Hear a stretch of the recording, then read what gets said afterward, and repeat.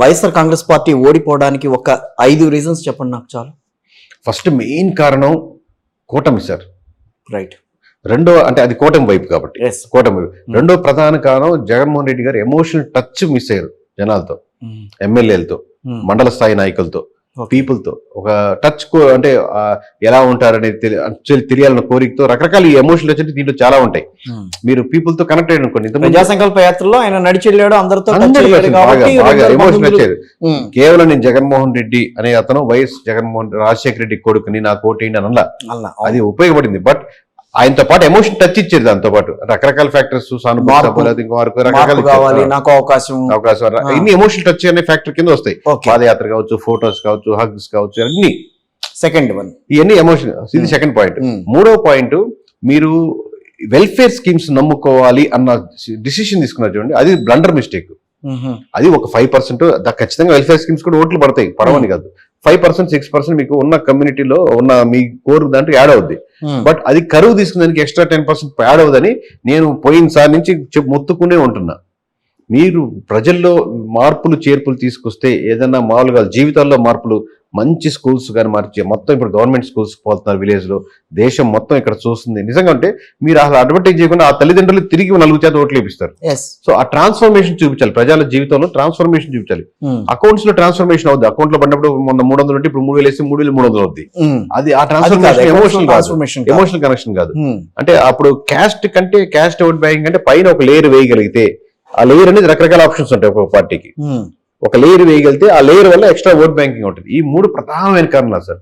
మిగతా కారణాలు రోడ్లు కావచ్చు, లేకపోతే ఎంప్లాయీస్ కావచ్చు, అన్ఎంప్లాయ్మెంట్ కావచ్చు, లేకపోతే గంజాయి కావచ్చు, కడప ఇష్యూస్ కావచ్చు, రాజధాని ఇష్యూ కావచ్చు, వైజాగ్ లో రాజధాని ఓన్ చేసుకోవడం కావచ్చు, నియోజకవర్గాలు ఎమ్మెల్యే సెలక్షన్ కావచ్చు, ఎమ్మెల్యేని సరిగ్గా మార్చకపోవడం కావచ్చు, మార్చడం సరిగ్గా నియోజకవర్గంలో మార్చకపోవచ్చు, ఎన్ని ఫ్యాక్టర్స్ ఒక సెక్షన్. ప్రధానంగా ఈ 3 కారణాలు మారుంటే చాలా దగ్గర గెలిచుండేవాళ్ళు. సో తెలుగుదేశం పార్టీ, తెలుగుదేశం జీరోలో ఉంది, పార్టీని పైకి తీసుకొచ్చారు అని పైకి తీసుకురావాలన్న ప్రయత్నం అయితే జరిగింది చంద్రబాబు నాయుడు గారి ద్వారా.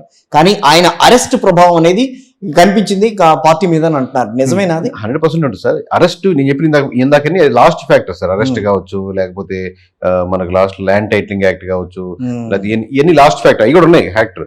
ఫస్ట్ ప్రధానమైన ఫ్యాక్టర్ వీళ్ళు గెలవడానికి కూటమి. సో ముగ్గురు జతకట్టడం ప్రధానమైన ఫ్యాక్టర్.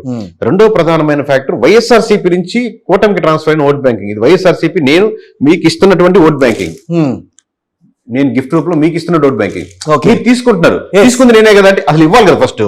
అవును, నేను రోడ్ల పరంగా మీరు ఒక 1% ఇచ్చాను, ఒక పువ్వు ఇచ్చాను, లేకపోతే ఇంకోటి ఎంప్లాయీస్ పరంగా ఒక పువ్వు ఇచ్చాను, ఇవన్నీ కలిపితే ఒక బుకే అయింది. అవును, అంతే, కరెక్ట్. ఆ బుకే ఇచ్చింది ఎవరు? బుకే ఇచ్చింది జగన్మోహన్ రెడ్డి గారు ఇచ్చారు. నేను ల్యాండ్ టైటిలింగ్ యాక్ట్ ఇవన్నీ తర్వాత లాస్ట్ లో ఎమోషనల్ హై అయ్యేదానికి, ఇంకా ఎమోషనల్ గా రీచ్ చేయడానికి, మీడియాలో బాగా చూపించేదానికి, జనాలు కూడా ఫీల్ అయ్యేదానికి, కనెక్ట్ అయ్యేదానికి అంత పెద్ద ఆయన అరెస్ట్ చేస్తారా, ల్యాండ్ టైటిలింగ్ యాక్ట్ చేస్తారని చెప్పి, లేదా షర్మిలా గారి ఎఫెక్ట్, ఇవన్నీ కూడా ఉన్నాయి. బట్ ఫస్ట్ ఇచ్చింది జగన్మోహన్ రెడ్డి గారు. First you have to thankful to him అన్నమాట. అట్లాగే స్వయంకృత అపరాధం అన్న పదం వాడుకోవచ్చు మరి ఇక్కడ. అంతే కదా సార్. ఇప్పుడు మన సింగిల్ మ్యాన్ పార్టీలు సార్, 1 మ్యాన్ డిసిషన్స్. ఆయన ఏం చెప్తే అది, పవన్ కళ్యాణ్ గారు ఏం చెప్తే అది పార్టీ, చంద్రబాబు గారు ఏం చెప్తే అది పార్టీ డిసిషన్. ఇక్కడ జనరల్ బాడీ మీటింగ్ పెట్టుకుని ఒక అంశం పెట్టుకుని ఈ అంశంలో మీరు ఏమంటారని చెప్పి ఎక్కువ మంది ఇట్లా అని అలాంటి పార్టీలు కాదు కదా. 1 man show, 1 man decision, 1 man army. Army వెనక చాలా మంది ఆర్మీలు ఉంటారు, చదివే విషయం.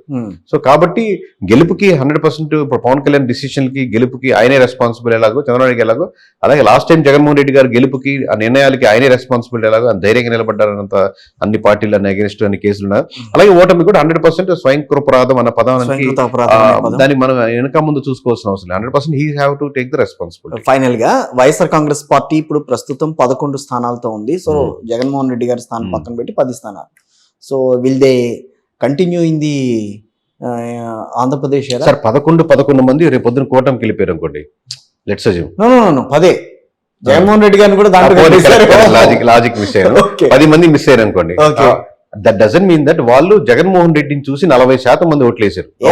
నేను అడుగుతున్నాను, ఎందుకంటే 100కి 40% 1,33,00,000 మంది, 1,30,000 రౌండ్ ఫిగర్ చెప్తాం సార్, 1,00,000 మంది పైన అనుకుందాం, పోనీ 33 లక్షలు మామూలు కోర్ ఓటర్స్ అనుకుందాం.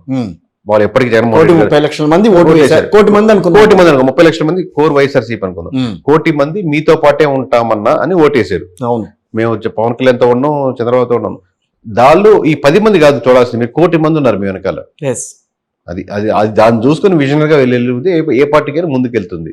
23 వస్తేను గతంలో టీడీపీ వస్తే అసలు కాదు TDP కదా. ఉంటుందా ఉండదా అదేం కాదు కదా. అన్న ఆలోచన వచ్చింది ఉంటుంది. యాక్చువల్ గా. ఇనిషియల్ గా సరే మనం బాగా ఫెయిల్ అయినప్పుడు ఆ క్షణం మళ్ళీ పాస్ అవుతామని ఉంటది.